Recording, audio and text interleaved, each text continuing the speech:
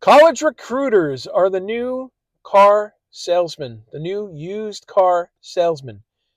Um, I hope that upsets a few people because I think we should have a conversation about it. Welcome, colleagues. George Sloan from Myford University. Uh, I've gotten to the point where I think that colleges and universities are selling people a bill of goods. They know that the product is overpriced. They know that it's a decaying or depreciating asset in many ways. They know that a lot of folks don't even use their degree properly, and they'll sit there and give you all sorts of hype, and they'll sell it and sell it and sell it. They literally are getting like used car salespeople, and we need to have a conversation. There are other alternatives. Granted, and I've conceded this point before. If you're going into STEM, if you're going into required programs, for example, to get a law degree, you have to have a bachelor's. To go into education, you have to have a bachelor's. There are a number of artificial barriers to entry that you're going to be required. So for some people, if those are the fields that you're going to choose and you're going to go into, then you're forced to do it.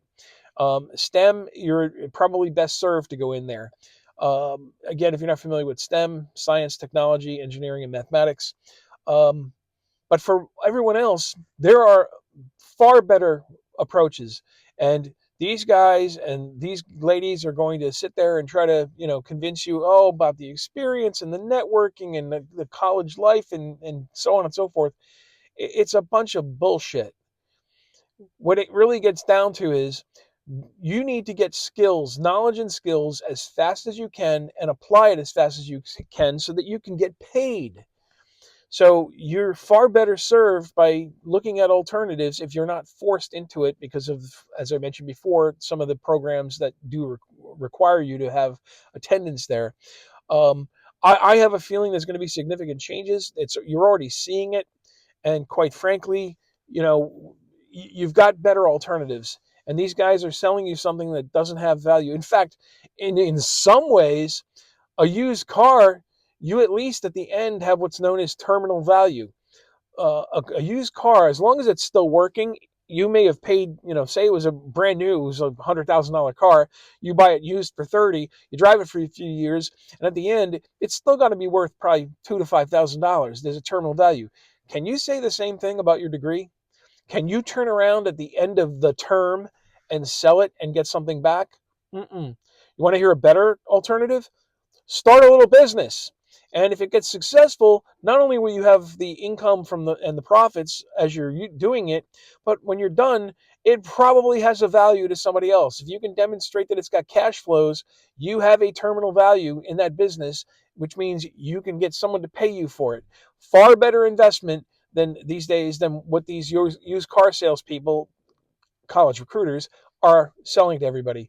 So I'm trying to stir the pot a little bit. I'd love to hear, where you think I'm wrong about this.